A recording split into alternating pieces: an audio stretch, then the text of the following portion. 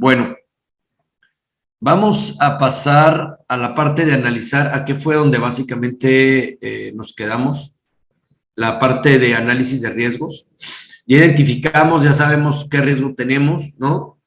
Eh, Ahora toca analizarlos. Hay dos maneras de analizar los riesgos, de manera cualitativa y de manera cuantitativa. Cualitativamente es una manera, digamos, holística de ver el riesgo, es una manera general de tener una percepción no demasiado numérica, ¿no? De qué tanto afecta el riesgo, qué tanto impacta el riesgo, ¿no? Y la parte cuantitativa, que ahorita la vamos a ver, ya ahí le metemos números. Les voy a pasar un par de fórmulas muy básicas. La parte cuantitativa es muy vasta, muy apasionante en lo personal, porque ya se usan también, se usa mucho la probabilidad, la estadística, ¿no? Para analizar riesgos y entonces metes tu riesgo en una especie de hoja de cálculo, de análisis estadísticos, y entonces te da diferentes escenarios, ¿no? Y es muy padre, es muy enriquecedor, pero como es muy desgastante en términos de tiempo, los riesgos los vamos a analizar cuantitativamente solo aquellos que realmente valgan la pena o que tengamos más duda de cuál será el impacto si se manifiesta, ¿no? Entonces ya llegaremos a esos temas, pero en general el análisis de los riesgos cae en esas dos partes, ¿no?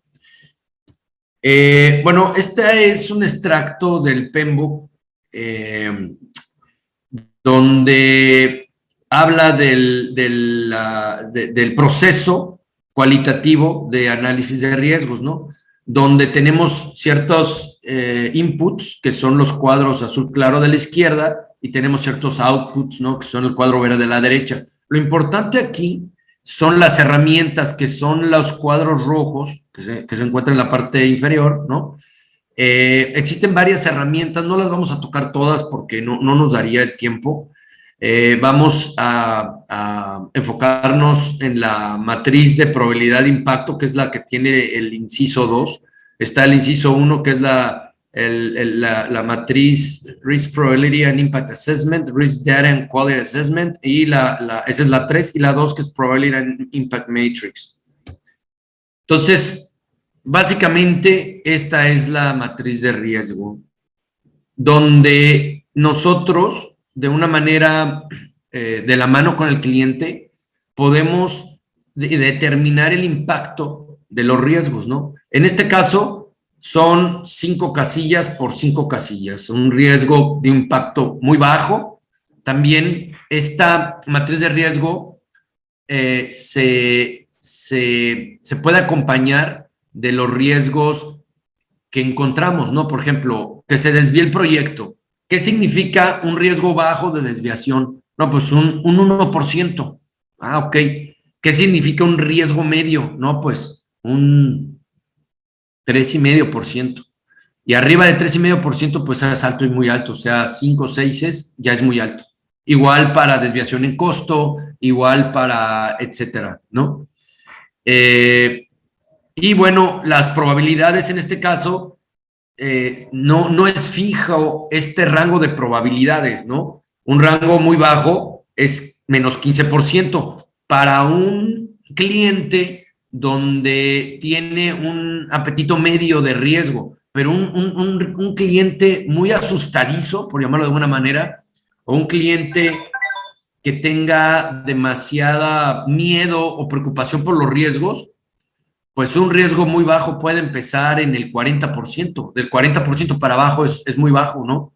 Entonces, obviamente, en la matriz de la derecha, los rojos no solo se van a dar en la esquina de la derecha, donde tenemos 30, 40, 25, 30, 40 y 50, ¿no? Tal vez esos rojos se van a subir hasta pues, los naranjas, ¿no? Entonces, eso también depende mucho del cliente. Entonces, de esta matriz de riesgo se deriva el nivel de riesgo, que es la probabilidad por el impacto. Entonces, aquí es donde tomamos algún riesgo. Otra vez, el ejemplo de desviación en tiempo. Si me desvío en tiempo el 1%, bueno, es un riesgo bajo. ¿Y qué probabilidad tiene? Pues tiene una probabilidad alta. Normalmente me ha tocado, pues, ¿qué les podría decir? En el 90% de los proyectos que he gestionado, pues me ha tocado que sí, una desviación del 1% negativo es súper normal y es súper probable. Entonces, es una probabilidad número 4 con un impacto número 1, ¿no? Entonces, estamos hablando de un riesgo, pues, bajo, ¿no? Etcétera. Y así nos podemos ir escalando. ¿Qué se hace con los riesgos? Bueno, pues básicamente cuatro, son cuatro actitudes o cuatro procederes ante los riesgos. Cuando son muy bajos y bajos, se aceptan, se pueden aceptar. Y aquí depende, ¿no? Cuando es muy bajo, se acepta y tiene una aceptación pasiva. Una desviación de 1%, pues es muy probable, pero lo puedo recuperar. Y cuando es bajo, bueno, pues también tienes un plan de ataque en caso que suceda. Vamos a pensar que el riesgo del 2% entra dentro del rango bajo. Ya no es muy bajo, ahora es bajo, el 2%.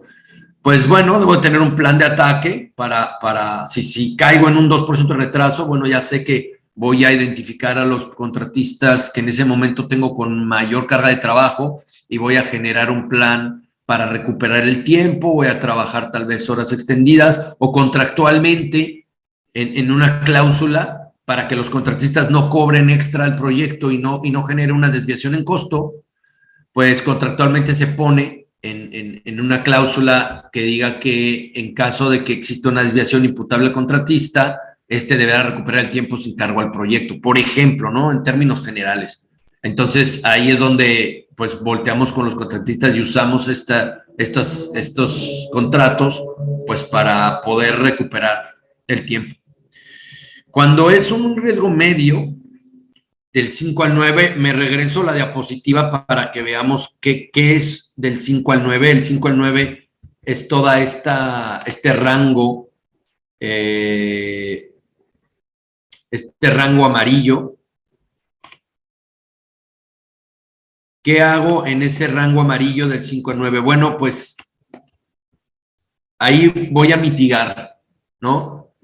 ¿Qué es mitigar? Bueno, ahí ya es tomar acciones para disminuir la probabilidad del impacto. Entonces, ahí ya debo tener un plan de mitigación. Son muy famosos en las obras los planes de mitigación, donde mitigar es minimizar el riesgo, o sea, no estoy dándoselo a un tercero, lo estoy aceptando, pero lo estoy minimizando. Recordemos que los anteriores aceptabas activa y pasivamente, si sucedían, bueno, veías qué hacías, pero no te preocupaba. Aquí ya estás mitigando, aquí ya estás trabajando en el riesgo, aquí ya estás desencadenando acciones importantes para poder llegar pues, a la cancelación de ese riesgo, de alguna manera decirlo, ¿no? Aunque muchas veces no se mitigan, nada más se minimizan y se convierten en riesgos,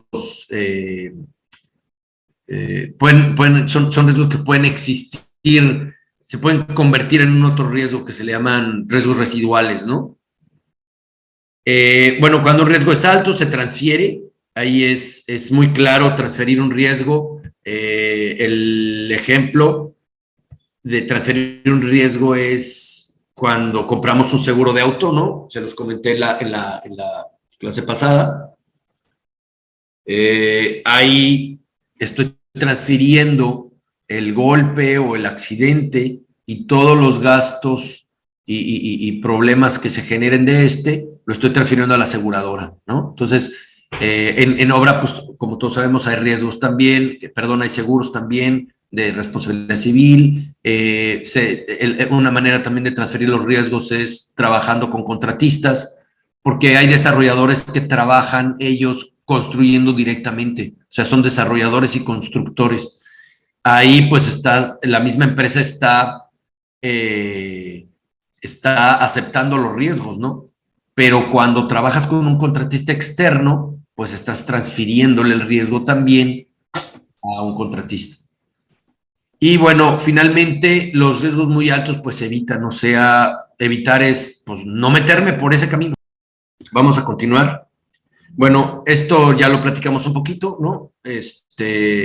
Evitas el riesgo, pues cuando cambias las consideraciones originales. Entonces, me ha tocado, y ya se los había comentado, ¿no? Me ha tocado que hay proyectos en fases muy tempranas, fases conceptuales, que se cancelan, pues, pues porque se evita el riesgo, o sea, el riesgo de X problema es tal que mejor evitamos, ¿no? El riesgo. Les puse el ejemplo de un fraccionamiento nos dieron a construir, o bueno, no nos dieron, se iba a dar el proyecto de construcción de un fraccionamiento en una zona que no sabíamos que se inundaba. Y después de hacer varios análisis, en la declaración de alcance se hizo un análisis, bueno, del clima hidrológico, etcétera, y ahí es donde brincó el tema de que se inunda y entonces se canceló el proyecto, pues porque el desarrollador no quería tener su desarrollo inmobiliario en medio de un predio inundado o que se inunda fácilmente. También pudo haber, otra respuesta pudo haber sido, mitigo el riesgo, ¿no? O sea, si el desarrollador a fuerzas quiere hacer ese proyecto en ese terreno que se inunda, porque sabe que es un negociazo, porque sabe que va a tener un retorno exorbitante, pues puede mitigar el riesgo haciendo alguna obra específica hidráulica para desviar la inundación en caso que se inunde, o en caso de que llueva demasiado y se inunde, pues cómo le va a hacer para sacar esa inundación, o le metes una plataforma al predio y lo levantas de nivel y entonces ya no se va a meter el agua a tu predio. Entonces, son maneras de mitigar, pero pues te están costando, ¿no? Entonces, ahí también viene un análisis de costo-beneficio, donde qué tanto vale la pena meterle a pagar o a mitigar ciertos riesgos contra, pues, el retorno que vas a tener de tu proyecto. Entonces, eso es muy importante, transferir ya lo platicamos, mitigar también, y bueno, aceptar es cuando admites el riesgo, pero pues estás ahí con, con, con ojos encima del riesgo, viendo que no se vaya a manifestar, o si se llegara a manifestar y estás muy atento, o sea, cuando estás atento a un riesgo es que ya estás en la fase de monitoreo, ¿no?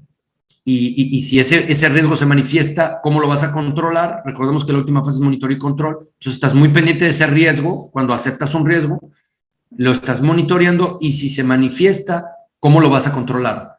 Muchas veces cuando un riesgo se manifiesta, si actúas rápidamente en fases muy iniciales de ese riesgo, pues te puede resultar muy fácil controlarlo. Sin embargo, hay riesgos donde si te tardas en reaccionar, ya se te puede volver un problema. Entonces, también es importante que cuando aceptamos riesgos, el nivel de monitoreo a veces es mayor.